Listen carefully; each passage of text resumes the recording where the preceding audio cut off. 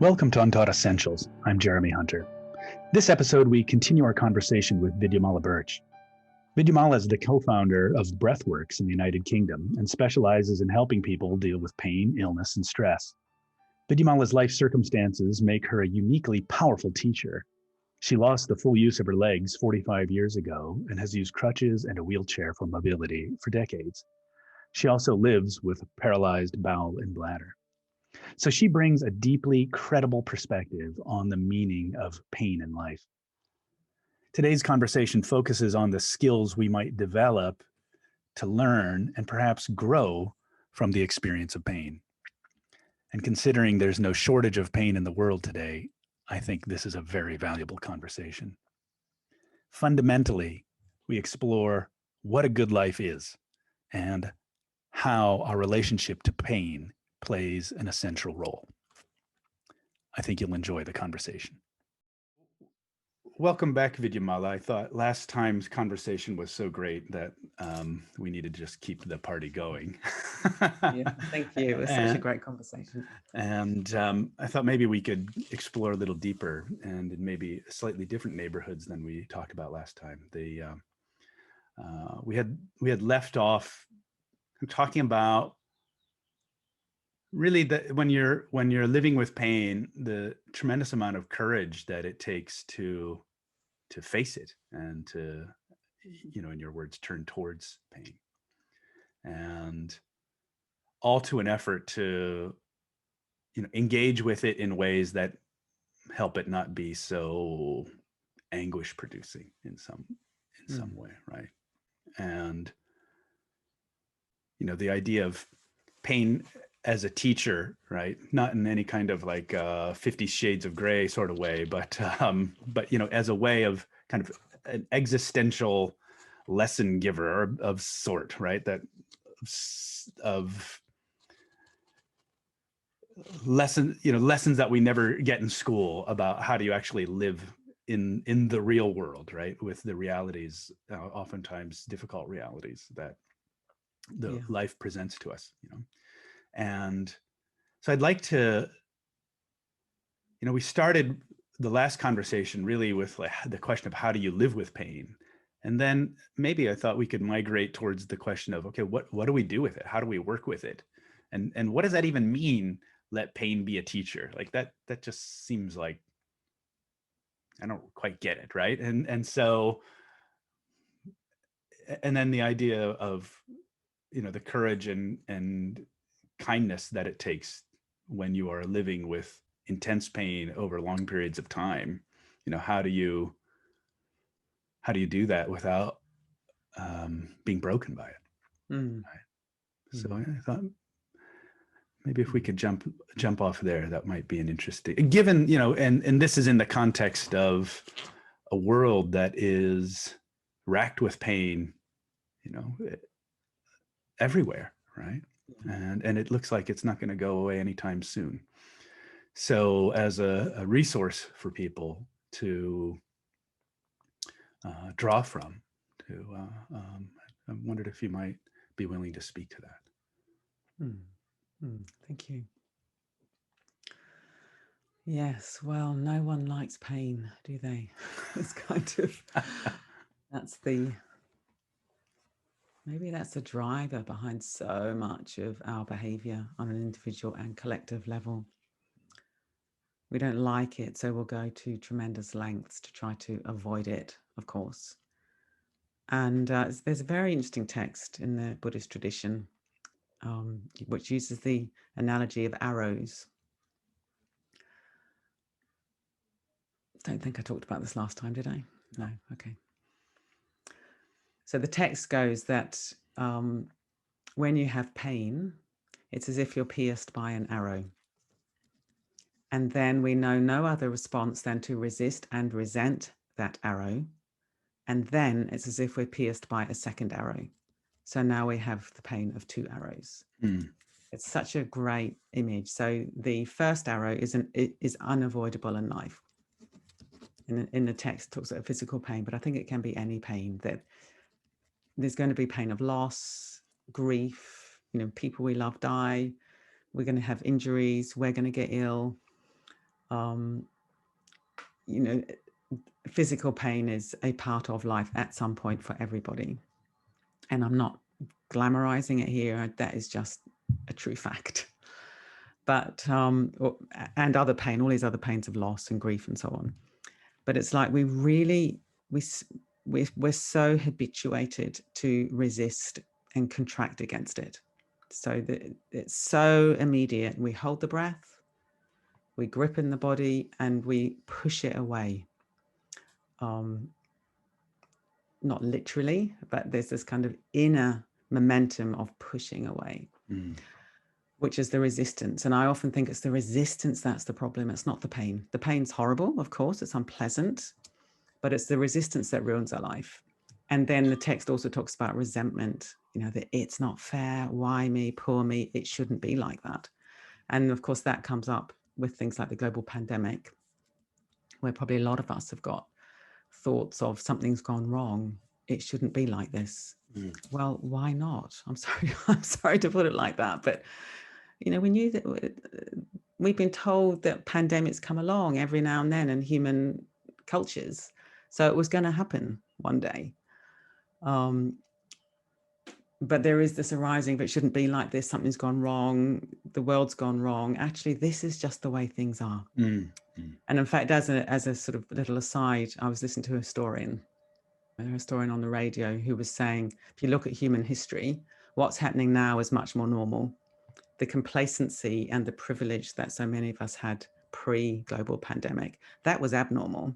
I'm 61. I've lived in countries where there's never been war on my land.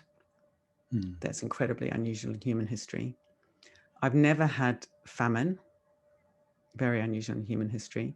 And I didn't really have much death in my life until the last 10 years. I mean, that is, if you look at human history, that is so unusual. But I just thought that was normal. And then we have a global pandemic and it's like, oh, everything's gone wrong. Actually, this is just the way things are. So even with the pandemic, I think, that the practice for us is to work with the resistance and resentment that this has happened. And then very interestingly, in this Buddhist text, it says that, and then the individual knows of no other response than to seek sensuous desire. So that's very interesting as well. So in modern speak, you've got the unpleasant, you've got the pain, unpleasant, you resist, you resent, and then you distract. And you just reach for some kind of sensory stimulus to distract you from your experience. And I sometimes wonder whether the enormous amount of consumerism in the world is some kind of collective distraction from the existential situation that we're all faced with. We think shopping will solve our existential situation, or food, or whatever it might be. And I'm not saying any of this in a pejorative, judgmental sense. It's more like I'm just trying to understand what goes on the individual and the collective level. So individually, we have pain, we resist, we resent, and then we crave. I mean, and in my case, it's, I get addicted to my phone. It's just mindless surfing of the internet for some kind of stimulation to distract me from my situation. But I think collectively, it is amazing the amount of consumerism in the world, given how little we really need as humans. And then in this text, it says that the person who has trained their mind, they still have the first arrow. We can never avoid the first arrow as long as we've got a human body and live in this world. But they do not resist and resent their arrow. So they are not pierced by a second arrow. And they do not have the need for this craving for sensuous desire or sensuous impressions. And I think that's a very beautiful teaching. So it is possible, and this is my experience to some extent, it's possible we acknowledge the unpleasant when it arrives. We notice the arising of resistance, which was always accompanied by breath holding in my experience and teaching. There's this kind of, I don't want this. So we notice that, we release, we let go, we settle, we take it one moment at a time, as I talked about last time. And we can gradually free ourselves of this automatic reaction of, I don't like this, I don't want this, it's not fair. settle, rest, yield. I think yield is a beautiful word. You just sort of yield into the body, yield into the moment, yield into the breath. And then you can end up with much more contentment with much less. You know, the idea of the simple life starts to become incredibly attractive. You know, I don't want lots of stuff. I don't need lots of stuff. Yeah, I have the craving that arises sometimes, but relative to how I was years ago, I lead a very sort of simple, relatively non-materialistic life. And that's, God, it's such a relief. To not have to manage it all, right? Exactly. You know, you buy all the stuff and then you've got to declutter so you can buy some more. Now, I'm also really, you know, as I'm saying all this, I'm aware there are some people out there who, you know, don't have enough. They haven't got enough food on the table. So, you know, of course, you know, it's very important for human contentment that we have enough, but we don't need more than enough. Yep. And I don't think more than enough leads to happiness. No, that's very clear, right? You have more things to manage, right? At some level. You talked about the two arrows, right? That there's the arrow that we have no choice, and then and then the second arrow, which is resistance, that you do have a choice, right? Exactly. And the development of the skill of non-resisting, right? Or, you know, said inversely, right? The skill of acceptance is really key, I think, to the whole endeavor. Yeah. And like many of the things we talk about on this podcast, a skill that you never get taught this, right? In any kind of official curriculum. So the world goes to heck in a global pandemic, and there's a lot of pain, which we have no choice about. But in some, you know, I don't want to make it sound like some overly positive Pollyannish thing, but it is also true that it is an opportunity to develop the skill of acceptance. Yeah. And I wondered if you could say more about that. That, you know, that this why is this so important, right? Like, why is this so important? Yeah, I mean, I think that is the absolute crux of the matter, that when in all my life living with physical pain and my teaching, it's the resistance that's the issue. It's the resistance that ruins your life. It's not the actual situation itself. So in my case, and many people I teach, you know, the physical pain is highly unpleasant. So I'm again not suggesting that, oh, I love my pain. You know, the pain's horrible. But one can learn to live with that, and I'll say more about that in a moment. But it's that impulse to contract against it and to resist it, that leads to what we call secondary suffering, which is the second arrow. And again, in the text, it's got two arrows, but in reality, you know, one is it's like you're just impaled on all these arrows that are the fruit of resistance.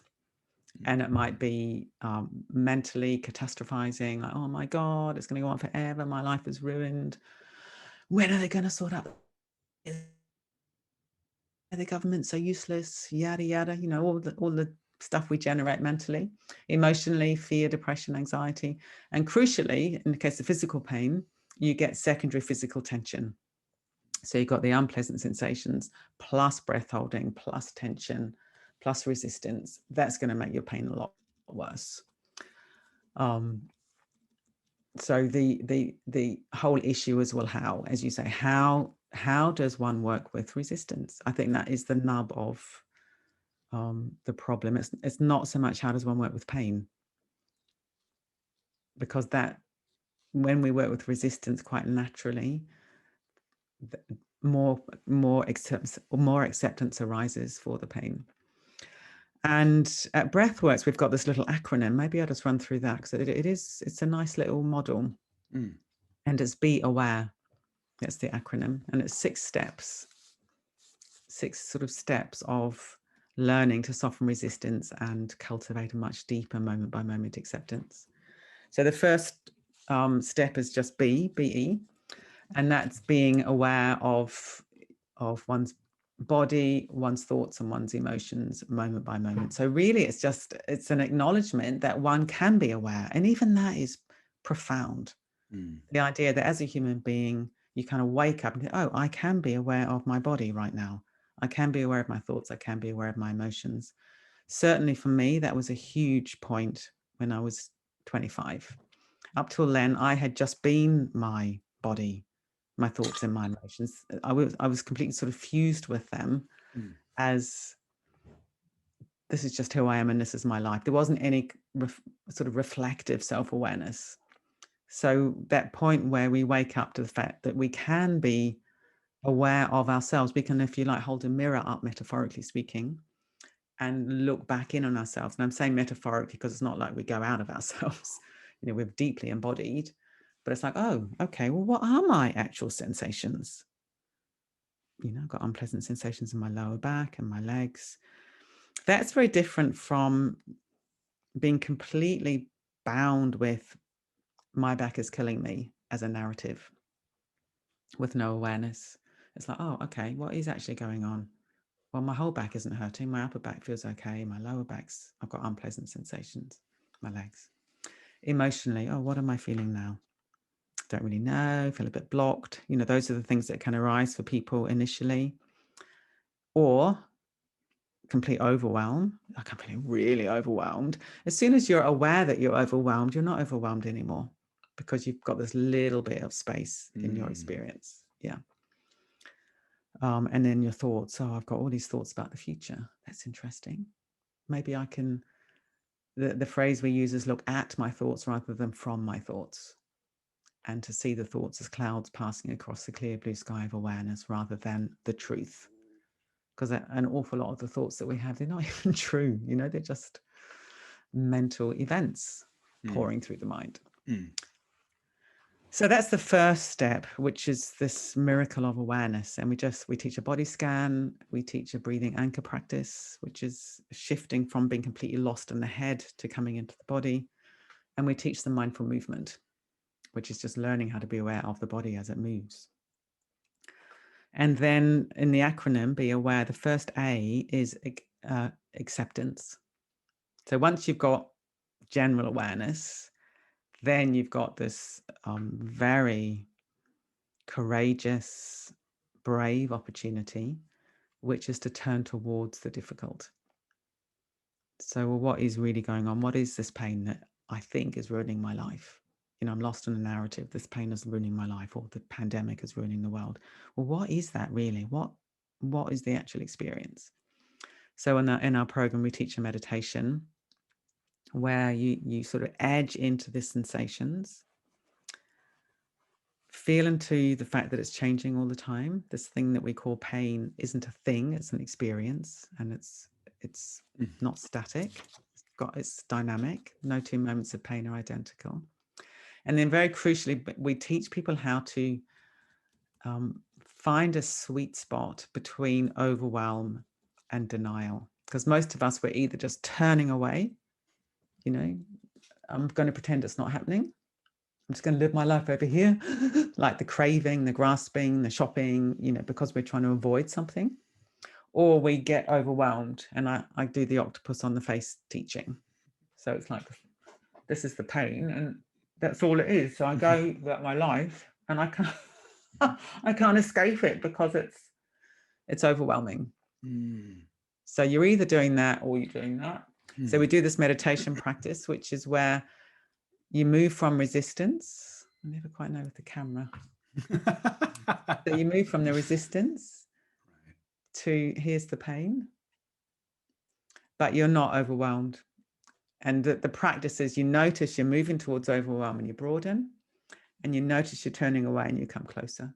And the outcome is you end up, here's the pain, it's part of my life, I'm acknowledging it, but I've also got other things. So that's a very delicate practice. We don't do that till week 4 in our program. So people have had 3 weeks just to build the resource of awareness, which is a courageous practice as well.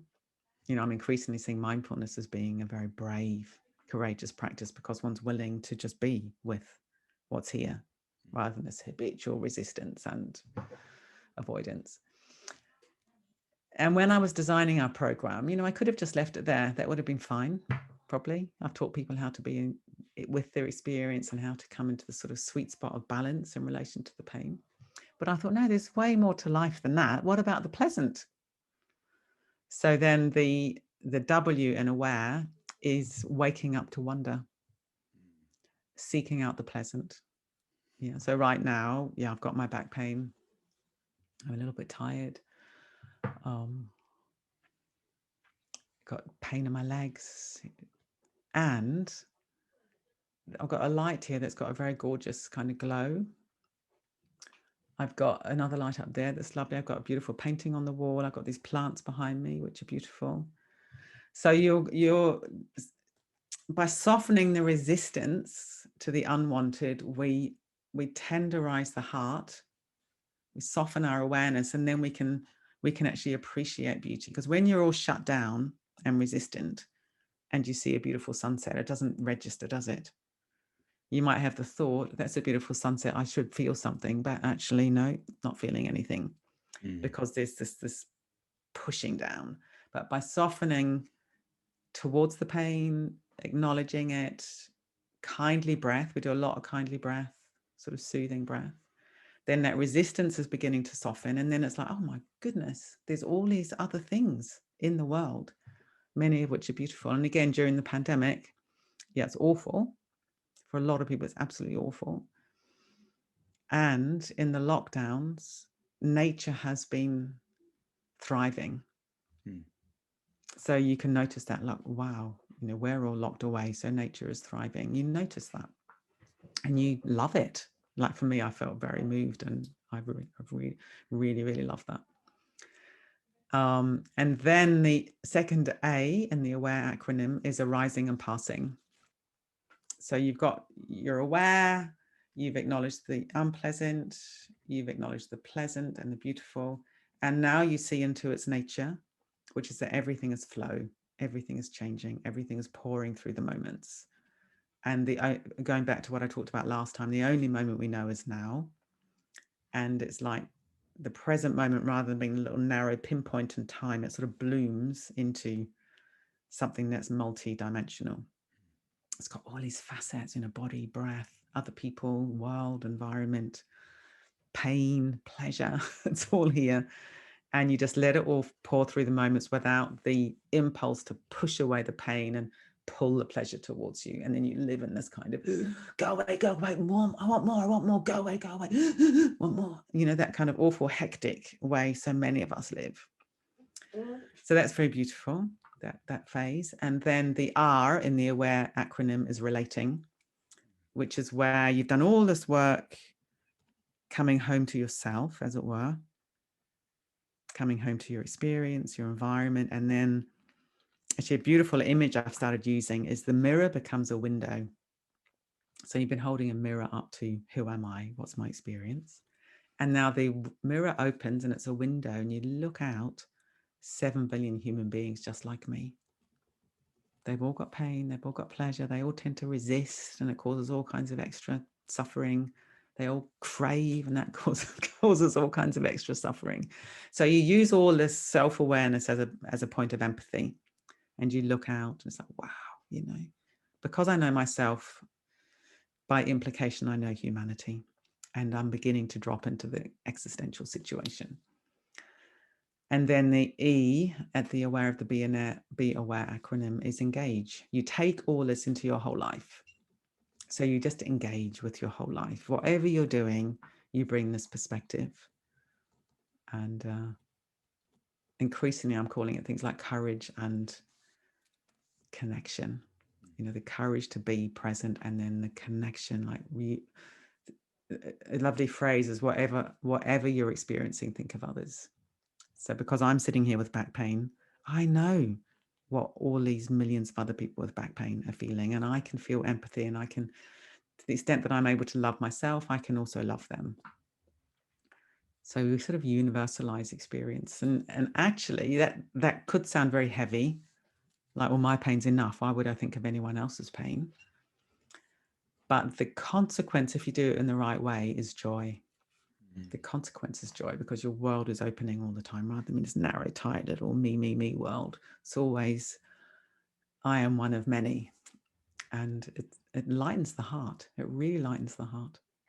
It's really interesting because you're starting with the contraction of pain in the beginning and you're moving toward something that's much more open and expansive. Exactly. Right. Yeah, exactly. Because at the end, it's really open and expansive. Yeah. But you're still very much in your experience, of course.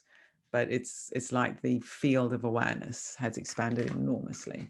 Because when we resist, sorry. Oh, go ahead. Please. Because when we're resistant, it's a very narrow, tight little life. Even though we might not feel the pain so much, we can be quite successful at resistance. And once you're numbed out and you're shut down, but there's no relaxation and there's no ease, because you kind of know the pain is there. You know, there's a specter in the room that you're trying to turn away from all the time. So even though it can seem an effective strategy, long term, it's very tight and narrow. And let's look at the specter. Let's get to know it. Oh, it's not so bad after all. It's just my lower back. Would you mind reviewing the acronym again? So, and what the words are? Yeah. So it's be aware. Mm-hmm. So the first one, BE, that's the first little word, is just being aware of body, emotions, and thoughts as a foundation. And then A is acceptance, which is compassionate acceptance, kindly acceptance. W is waking up to wonder. A is arising and passing. R is relating. And E is engaging with all of life. And it really works as a method. Really, really works. It's really interesting that yesterday in class, actually, we start out the process with just coming into the room and calming down. And one of the students said, "Oh, I noticed that my body's so achy," right? And he said, "Did this practice cause this?" I said, "No, it's probably that you're achy, but you're running all the time. We don't notice it." And then so for many people, they don't notice the achy until it turns into a heart attack and you're in a hospital room somewhere. And how did I get here? Right? Yeah. And then it's like, how could that person's life may be a little richer if they could bring the achiness with them more of the time? Maybe. I mean, I don't know this individual, and obviously that my work's developed for people who've got chronic pain. So the pain is there already. So they've got a lot of achy that they're trying to avoid. And they turn up on a course because all their strategies aren't working anymore. If you're a fit young person, then, going to the gym, keeping fit, all that kind of stuff, very, very important. And you may have aches and pains that you're not that aware of. But it's interest, and that's fine. You're just going about your business and keeping fit, and the aches and pains aren't shouting at you. That's fine. It's not, we're not going looking for pain, but it's interesting that person thought, has this practice caused it? Because clearly it hasn't. What's happened as a practice is just brought more of that person into awareness of what's already there. Right? Of what's already there. Yeah. The other thing that you talked about was this idea of waking up to wonder, and that's something that I noticed many years ago with my students who were, you wouldn't think of them as necessarily touchy-feely people. But they would at some point in the process, they would spontaneously start talking about the presence of beauty in their life and how they start to notice it, and like, how come I never noticed it before?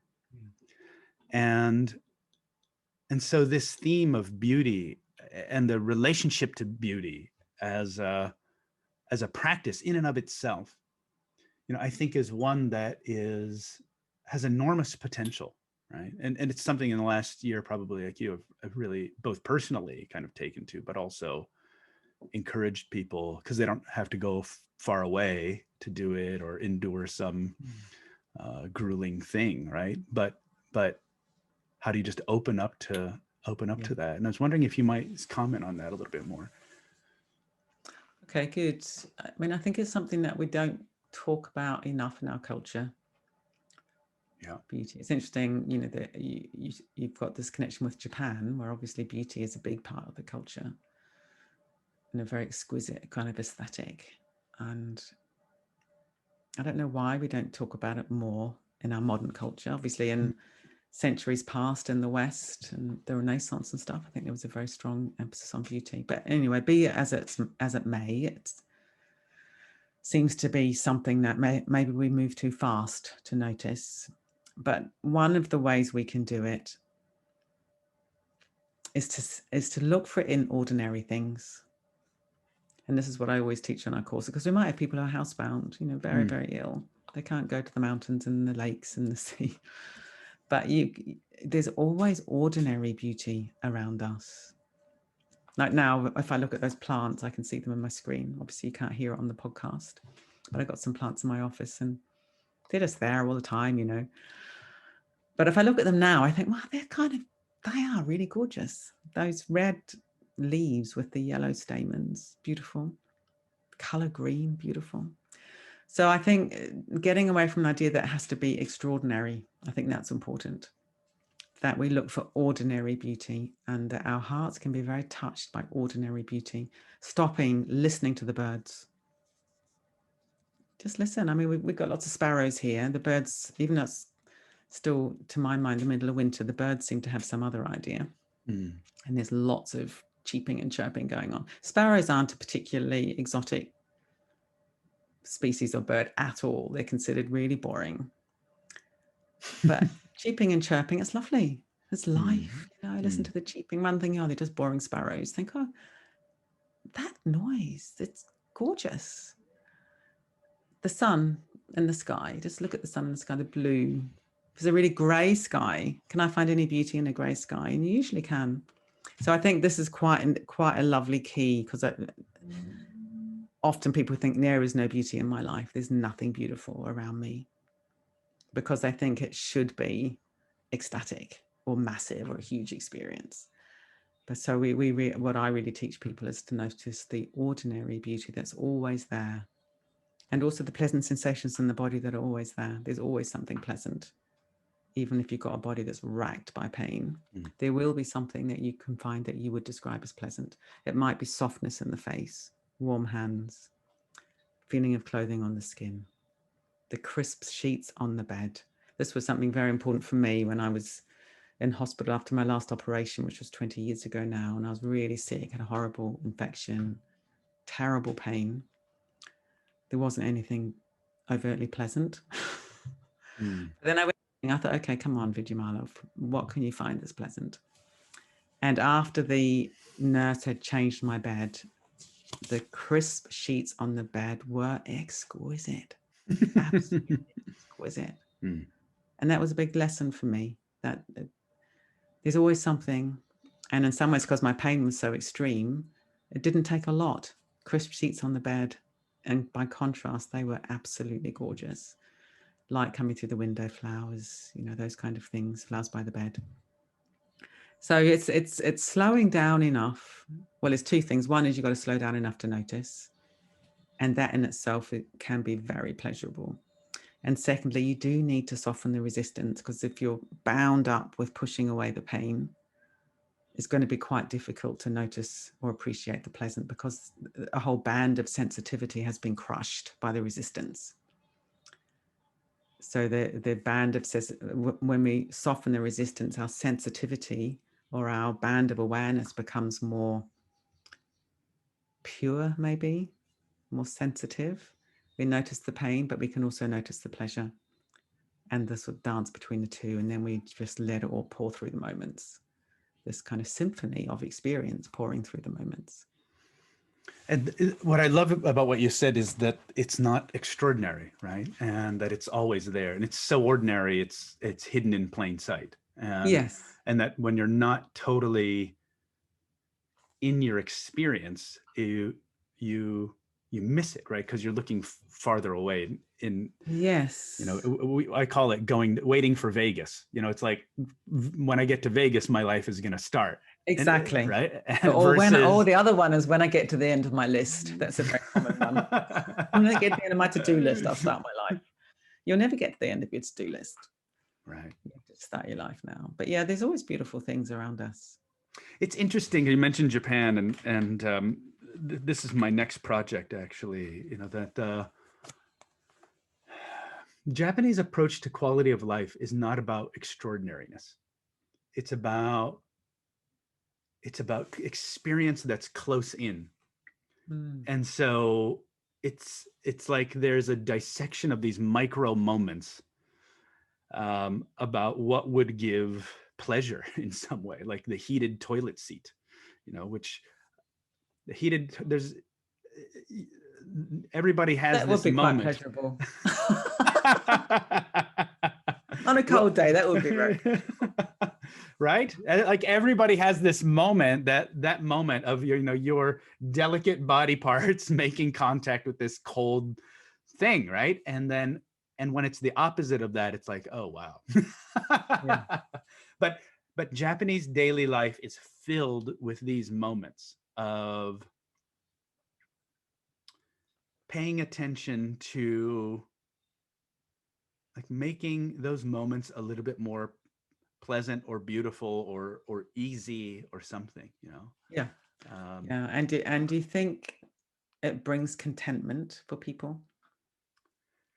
In the Japanese case, only if they've ever lived abroad where they've not had it. I don't know only, but oftentimes, because it's so pervasive that people think it's normal. Yeah. And that's kind of the tragedy of it, I think. But that's quite interesting as well. People leave and then they notice the absence of it in our culture, which comes back to what I said earlier. I'm not sure why it is, but I think appreciation of beauty is very undeveloped in our culture. Absolutely. It's really interesting, because when I started looking into this, if you search for beauty, you either get basically makeup tips on how to make yourself more sexually attractive, or you get explorations of whose cultural definition of beauty counts or not. Wow. And that's it. But there isn't, not that either of those topics is illegitimate, right? But the bigger point is that the power of beauty as a transformative force is not something that we discuss. No. Or and if you let alone explore. Yeah, and if we live, for those of us living with chronic pain, it's very, very important to realize that life isn't just the horrible stuff. Mm-hmm. And then I think collectively living through the times we're living through, if people could value just stopping and looking up and looking around and seeing what there is in their environment that can be nourishing to the soul, if you like. And it might be, I did a seminar for people in Madrid in December, and they were having a really hard lockdown at that point. They weren't allowed out. No, it was Turkey. That's right. They were basically under house arrest, pretty much. They weren't allowed out. And I talked about, well, look out the window and look at the stars in the sky. And they found that very appealing. So you go from, I'm imprisoned in my apartment to I have a window. I can look out the window at the stars in the sky. And that's a metaphor for this whole practice as well, right? Yeah. So this motion of moving from contraction to a more expansive state is one,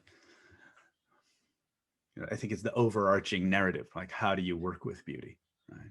Well, I think with pain. I think moving from contraction to release is how I often describe it. Mm-hmm. I think that is it, basically. That's the whole thing in a nutshell. What the training is, how to move from contraction to release, and metaphorically it's moved from a tight fist to an open hand. How do you live with an open hand so that life is just going to pour through that open hand? Because you can't hold on to a handful of water, you can't hold on to a handful of clouds, and life is the nature of life is it's like water or clouds. It's ephemeral, it's changing, it's fluid, it's open. How can you learn to live with that? So the gesture is moving from a tight fist to an open hand, and the language is moving from contraction to expansion or release or openness. That's the training in a nutshell, I would say. Mm-hmm. And that to ride that sensation in the body, before my transplant surgery, I the last few years had very frequent gout. And in the Middle Ages, they diagnosed gout by dropping on your foot a silk handkerchief, and if you screamed, that was the sign that you probably had it. And I had it unrelentingly, and the medication that you used to treat it really wasn't working, and all of that. And so all I had was my mind, and that to notice, like, how does the pain move? Yeah. Right. And because it's the sharp needle, these sharp gout is needles. I've had gout a couple of times. I wouldn't wish it on anybody. Yeah. And I think what really kept me from going totally insane was this watching the motion of the pain, right? Like it expanded and it contracted, it expanded and contracted, and you rode it, right? Like you could ride that motion. And that was a really interesting lesson, that, even in this, I can ride it. Yeah. And it didn't happen overnight. Now, what was your, this is an interesting discussion now, but so, I used to hear things like that years ago, and I would try to do it and I say, oh my God, this is awful, because I wasn't bringing my heart in. I was treating it more like a sort of technical exercise, and it didn't work. It only worked when I learned how to bring my poor little bruised heart in that really did not like it and was wailing with the pain, inside. I needed to learn how to soothe and love. It's like I said in the last podcast, the advice to a CEO would be kind. I had to learn how to be kind and see into the fluid and changing nature of the pain.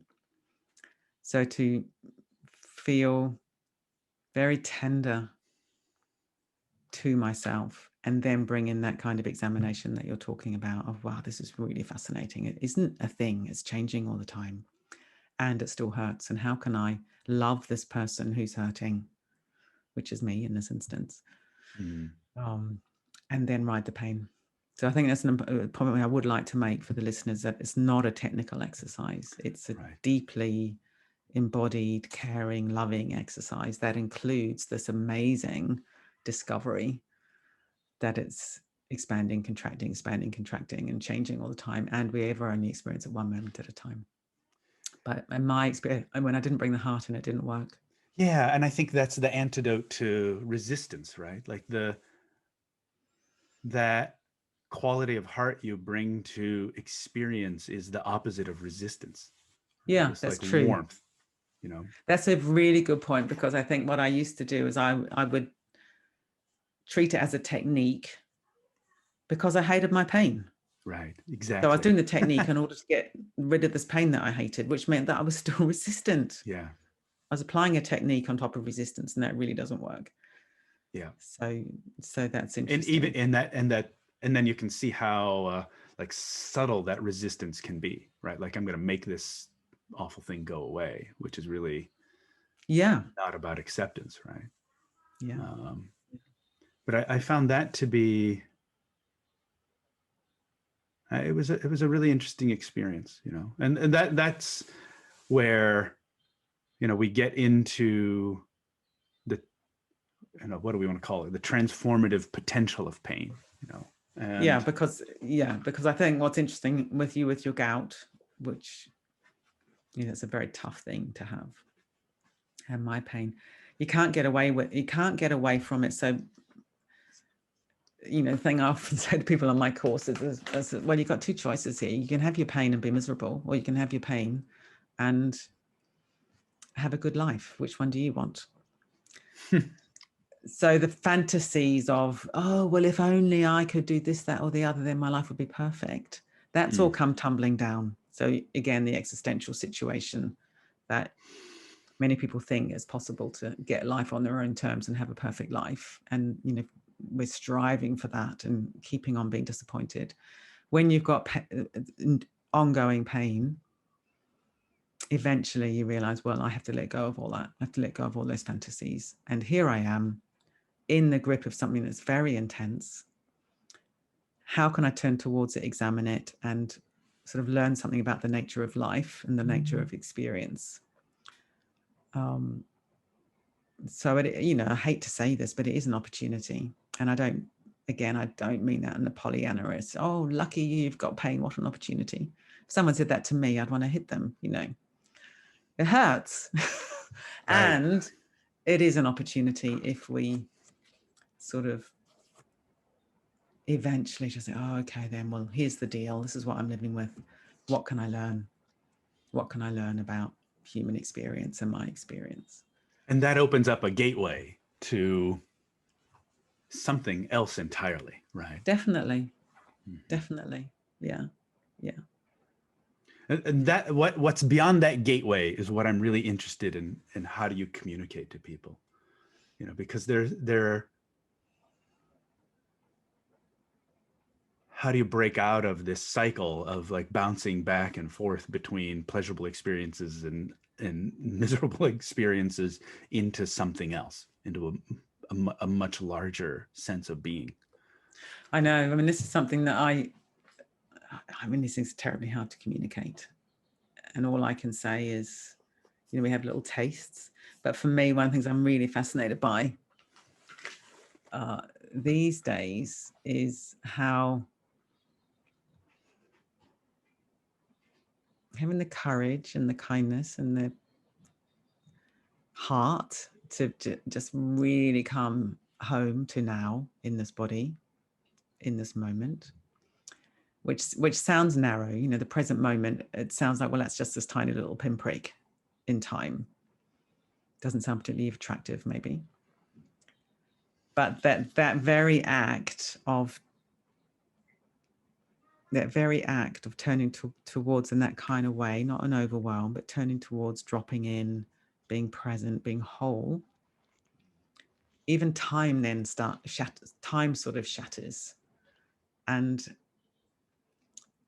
the experience is incredibly spacious. So even the sort of narrative of past, present, future, that begins to fall apart, and life becomes very, very rich. Very rich. That's my experience, you know, that my life now these days, certainly compared to how it used to be, it's very, very rich. And that's surprising, you know, all these things are shot through with paradox. Who would have thought that letting go of yearning for things in the future and accepting pain in the present, which sounds such an unattractive proposition in a way. It's like, you know, grin and bear it. That's how people could interpret that. But it's not like that at all. It's more like just sort of edging closer and closer and closer and closer to, oh, this is what it means to be alive.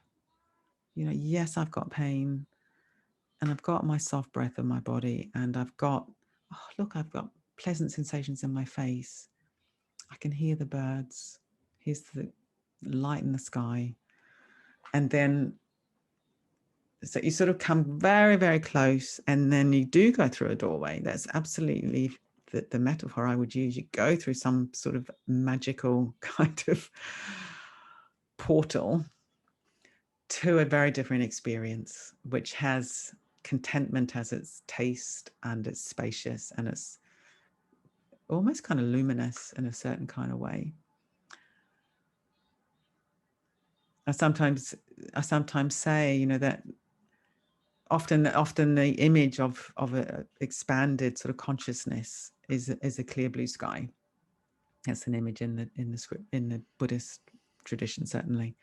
And I often say you have to go to the bottom of the ocean to find the blue sky. and the ocean lies at the bottom of the body. In the heart of every cell in the body, there's the ocean, and then you have to go to the bottom of the ocean, and then you fall out of the bottom of the ocean, and there's the sky. That's all totally mysterious. None of that makes sense rationally.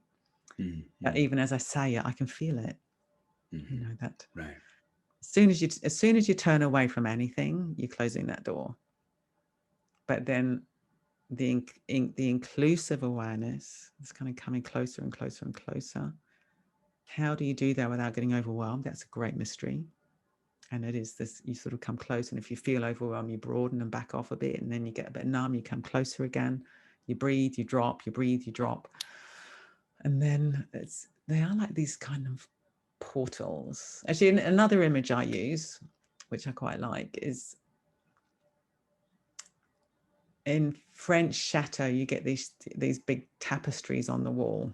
Don't know if you get these anywhere in America, but I'm sure most of us will have seen a great big tapestry on a wall that depicts something like a hunting scene, or, you know, a village or something, you know, some very detailed scene.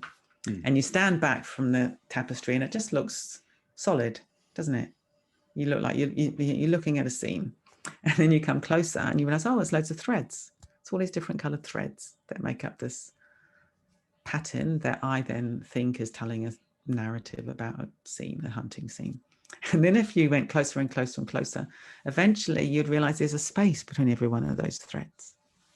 And then if you got really, really close, you'd realize that you can rest in the space between the threads of the tapestry.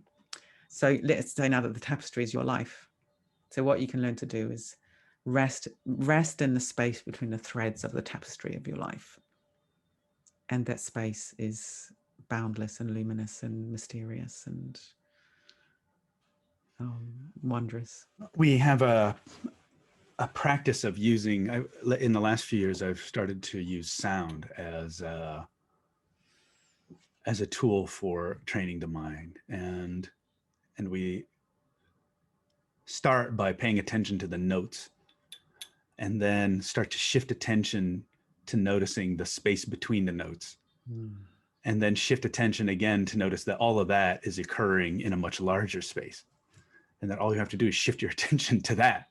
Brilliant. And exactly. it's exactly. Yeah. It's comparatively easy, actually, right? Yeah. So then you realize all these things are shockingly kind of simple in a certain way. We make life so complicated, but when you describe that, you listen to the sound in the space between the sound and in the space that it's taking place in. Amazing. And I can get a sense of that quite relatively simply.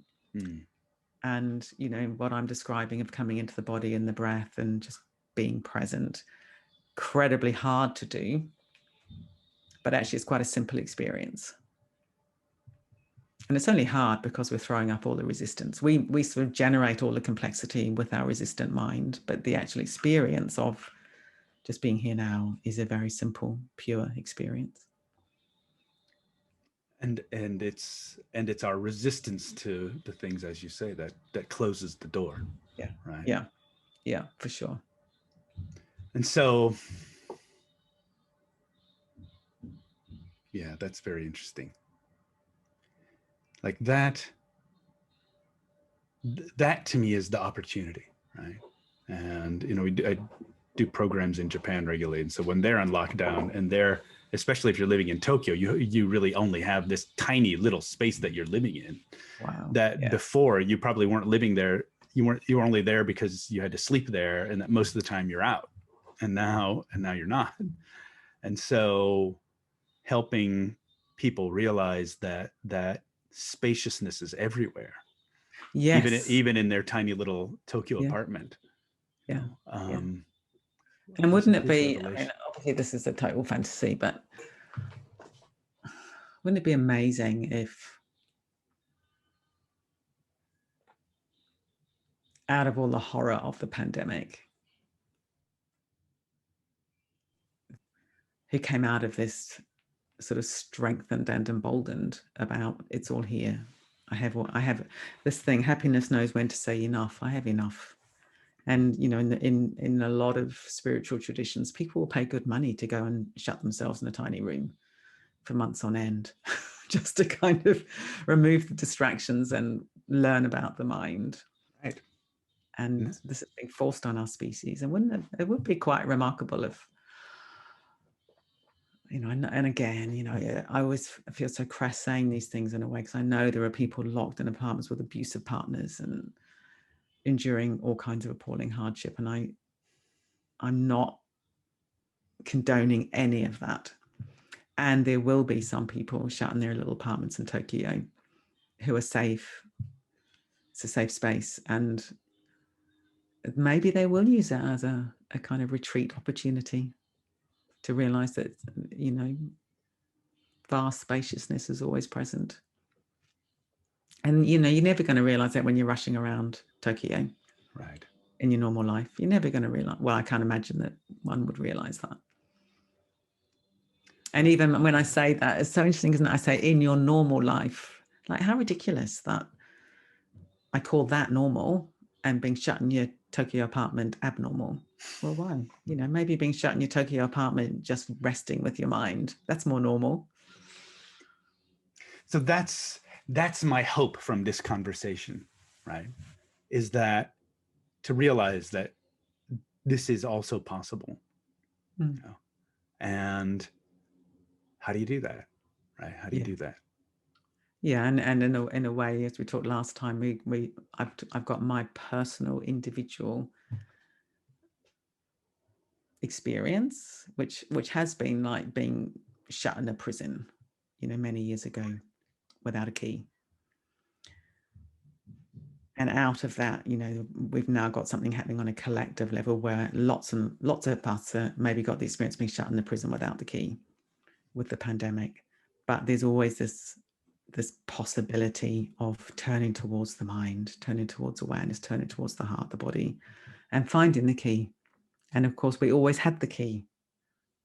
We've all got the key within us to find that blue sky or the ocean or whatever it is within us, and within and without, and realize there isn't such a big boundary anyway. And it is, I haven't really heard many people talking about this in terms of the pandemic. And it is interesting, as I say, in lots of spiritual traditions, people pay good money and give up months of their lives to go and lock themselves in a tiny space in order to shut down all the distractions and just be with the mind and be with the potential of the mind. I mean, the human mind is full of potential. Yeah. That's where, you know, and the key to unlock the door that we step through is learning how to stop resisting experience, right? And look and shifting attention toward what's beautiful. I think so. That's a good thing that's come out of this. Yeah, the place of beauty. Sometimes if I go on retreats, this experience happens.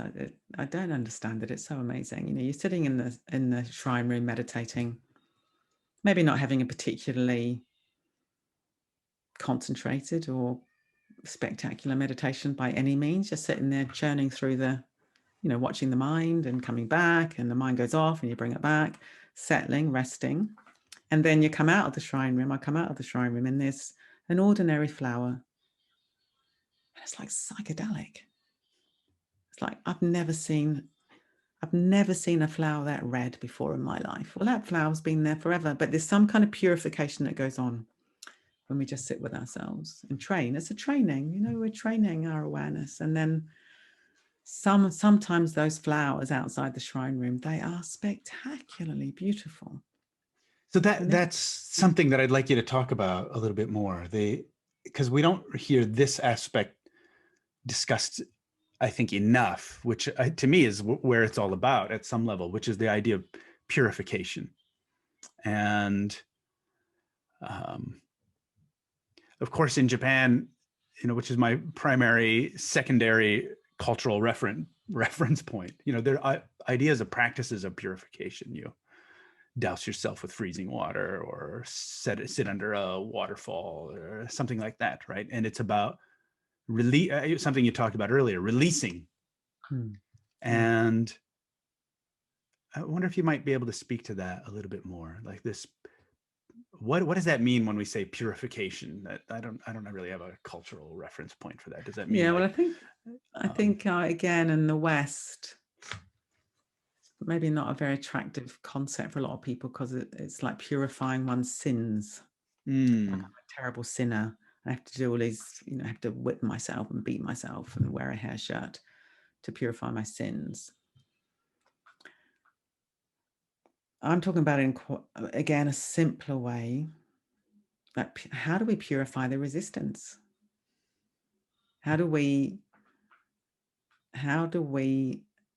cultivate a mind and a heart and a body that is naturally sort of yielding and soft? And if we've got stuff that's buried, stuff that we're turning away from, pushing away, there's rigidity. We're introducing rigidity. But one of the things we've talked about tonight is that, and I do really believe this actually, that this kind of boundless awareness, or a state of deep contentment, state of openness, wonder, beauty, it's always here. I think that's probably our natural state, but we shut it out all the time with our resistance and our habits. So it's like purifying those habits of shutting down, purifying those habits of resistance. So I'm talking about it quite practically, and let's not even, I don't think we need to go into, are we sinners or not? Let's leave all that out of the conversation. It's more like, what do we do with it now, right? What do we do with it now? And so I think practices where we're with the body, with the breath, turning towards the unwanted, gently, kindly, noticing the fear that arises, being with that, breathing, softening, that's purifying. It's purifying all those layers and layers and layers of sort of sludge, is sometimes what I call it. And it's very interesting. When I go on a retreat, I do these solitary retreats sometimes where I go away on my own. And it's complicated me with my health, but I sort of arrange for somebody to be delivering me meals and things. I'm on my own in order to drop deeper into awareness and beauty. I want to be completely sort of immersed in the shimmering world around me. I want to notice the birds and the creatures and stuff, and I need to relax into that. And what I always have to do is, I call it dropping down through the layers of sludge.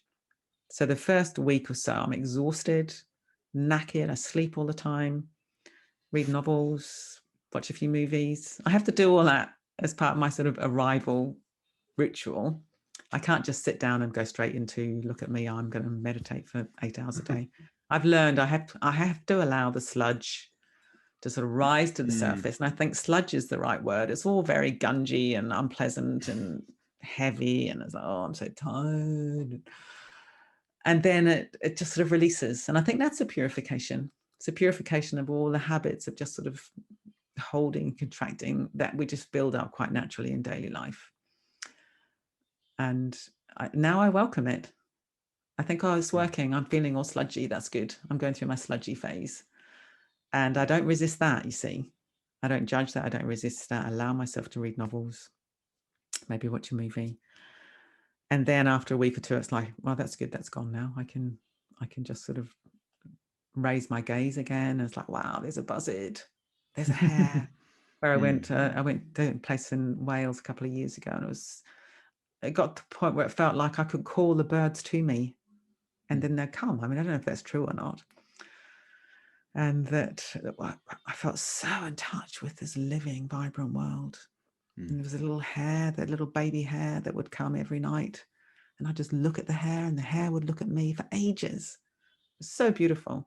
But I had to purify, at the beginning, I had to purify the sort of the sludge of life. Like the stuff that gets in the way of not being able to see all that. That's just right there. Yeah, exactly. So that's how I understand purification. I think we can leave out the sort of metaphysics of it, whether you believe in original sin and all that stuff. I don't think you need to worry about all that. I don't think I'm a sinful person or I'm purifying my sins. I just think I'm purifying the layers of obscuration that just arise in a normal busy life, sort of obscures my ability to perceive accurately. And it is a bit like, another image is you're on an aeroplane and it's a cloudy day and you fly up through the clouds and you're immersed by the clouds, aren't you? And when you're flying through the clouds, they're everywhere. And then, there's the blue sky. You come out the top of the clouds, there's the blue sky that's been there all the time. But when you're down in ground level, you look up and it's just a sheet of iron, certainly an English sky. It's like, Right. That's very great. And it looks solid. And then you fly up and there's a blue sky, the blue sky that's been there all along. Yeah.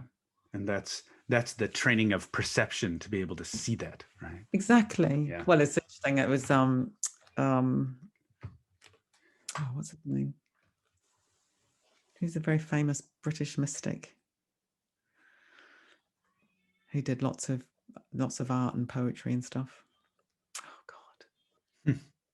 Anyway, this person. What's his name? He's so famous.